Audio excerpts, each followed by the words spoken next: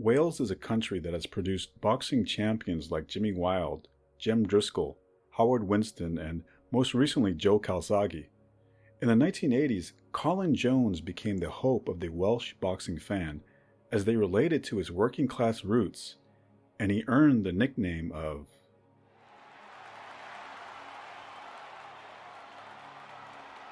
Colin Jones was born in Gorseinon, Wales on March 21, 1959. Growing up, he would share a 4-bedroom house with his mother, father, aunt, and 7 other siblings. He came from a boxing family, having 3 brothers who were excelling in the sport as the boxing club was less than 400 yards away from their home. At the age of 9, he would come under the tutelage of Gareth Bevan, and he would train for 2 years until making his amateur debut at the age of 11. He would weigh 140 pounds by the age of 14, and like many other Welsh boys, Jones dreamed of being a rugby player and competed in both rugby and boxing until one day his coach told him he could only be good at one sport, and that he had to choose. Jones chose the sweet science and never looked back, winning every amateur domestic title available until by the age of 17 he would represent Great Britain in the 1976 Olympics in Montreal. At that time, he would be the youngest British boxer to ever qualify for the Games. Jones would win his first Olympic fight before losing to the 29-year-old Romanian Victor Zilberman. Jones would turn pro under the experienced eye of Eddie Thomas, who had coached and managed fighters like Howard Winston and Ken Buchanan, one of Jones's idols. Coming from a working-class family, Jones supplemented his boxing income by digging graves, and like other Welsh fighters before him, working in the coal mines. Jones would make his pro debut on October 3, 1977. He quickly became a teenage knockout terror, which contradicted his quiet and shy nature outside the ring. He described himself as having a split personality, that he could switch on and off, and he never felt remorse for the opponents he was knocking out. Jones said that he felt the same way about every opponent he faced. He hated them all. As his success in the sport grew, so did the amount of challenges he'd get around the bars of Wales. Jones never turned down a fight, and the rumor is that he knocked out the popular Welsh rugby player Richard Moriarty outside a nightclub. But by 1980, he would meet his biggest test inside the ring, with 2 back-to-back bouts against the up-and-coming Kirkland Lang. Lang would try to intimidate Jones before their bout, when at their weigh-in he got in Jones's face saying, "Doesn't your manager like you? Look at the difference in size between us. You look anemic. You're going to take a whipping tonight." Jones kept his cool but was being outscored before catching up to Lang in the 9th round to score a dramatic come-from-behind knockout. In the rematch, the exact same pattern was repeated. Lang was well ahead on points until the 9th round when Jones once again caught up to him. The Welshman would later joke that out of 18 rounds fought against Lang, he only won 2, but they were the only 2 that mattered. In September of 1981, Jones would suffer his first defeat, hitting Curtis Ramsay when he was down and getting disqualified. The incident cemented his reputation of someone who held nothing back in either a real fight or in sparring. Jones said, "I didn't consciously try to intimidate opponents, but it wasn't something I needed to work on. I didn't say a lot, never smiled. I laughed inwardly. I just had a job to do." You get more respect saying nothing, focusing on the job ahead. Say whatever you like to me during the build-up. I'll be seeing you inside that ring. Jones wasn't able to capitalize on the Lang victories right away as he started to develop hand problems, with his right hand being particularly susceptible to sprains, forcing layoffs. He compensated for this by developing his left hook to the point where it became his primary weapon. He would then take a 10-month hiatus from the sport after undergoing surgery for appendicitis. Upon his return, he would take on the European welterweight champion from Denmark, Hans Henrik Palm. Palm was expected to give Jones all he can handle, but Jones lowered the boom in the 2nd round, surprising experts with his dominant performance. The victory earned Jones a shot at the now vacant WBC welterweight title. His opponent would be Milton the Iceman McCrory, who fought out of the respected Kronk Gym in Detroit. McCrory was 20-0 and was seen by some as the next Thomas Hearns. He would be both the tallest and best opponent Jones would have faced to date. Jones was given the option to face McCrory in London for less money, but agreed to face him in the United States instead, believing he would score a knockout no matter the venue. Oddsmakers made Jones the 4-1 underdog. As always, he would start slow, but the former coal miner would gather steam as the fight progressed.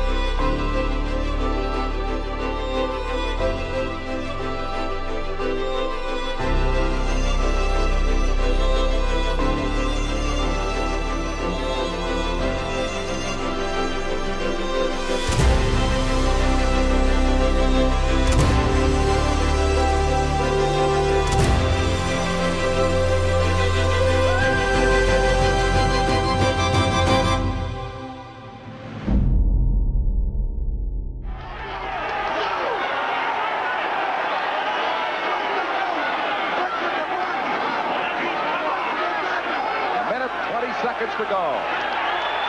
Jones trying to tee off. He is getting arm weary now. McCrory totally exhausted, digging deep to his... These two slugging it out right down to the wire. 15 seconds left. McCrory still coming on. He's had a great 12th round. But Jones has had a great bout overall. Rips the left through. McCrory comes back trying to punish him. Just a couple of seconds left now to win it.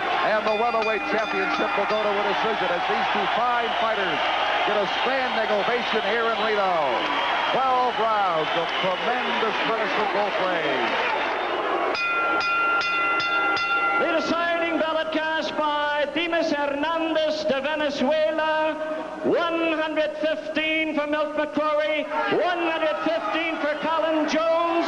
It's even a draw. Well, how about that? Look at the look on McCrory's face. He said, I did all this. Nobody's got a championship. Colin Jones has certainly scored a moral victory. You know, I think that if it was in Britain, I'd have had the decision. But being that we were out in America, in McCrory's country, then I thought a draw was a very fair result. Well, you can only do what the other fighter allows you to do.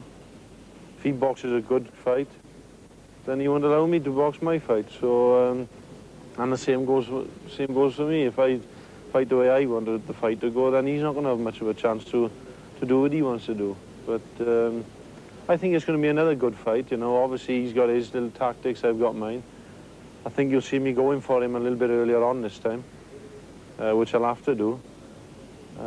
Because I think it's a bad tactic to leave it go on past 6 rounds before you start performing because of the heat.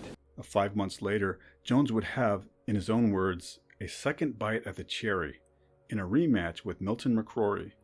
This go-around, the fight would take place in the outdoor heat of Las Vegas.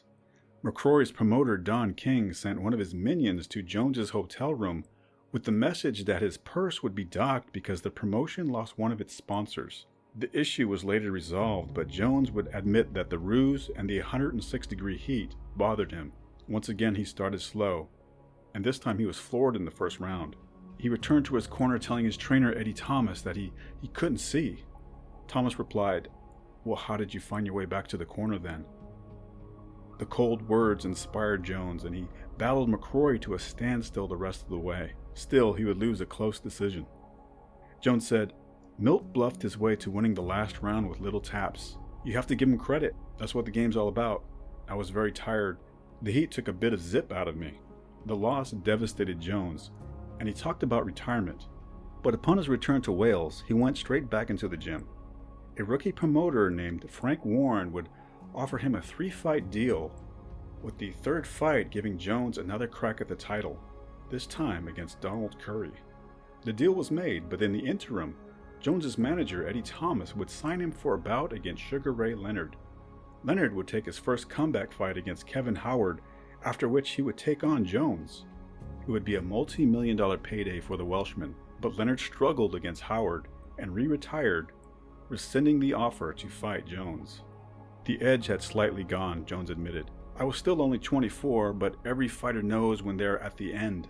It's the habits you get into. Your social life changes, the hours you keep. It affects your sleep." Jones would go into his bout against Donald Curry, admitting he was doing it now for the money. Curry himself was at his peak, considered one of the best fighters in the world. He would be far too skilled for Jones, stopping him in the 4th round. Jones would require 8 stitches inside and outside his nose. "The desire had gone," Jones said. "I never boxed again. I lost the will." Jones would retire after the bout. He would take up training and managing fighters, but settled on the amateur circuit and has since become the Welsh national boxing coach. In a recent interview, he stated that he wanted to be remembered for being an all-or-nothing fighter who never shied away from a shot. He'd fight anyone, anywhere, for any amount of money.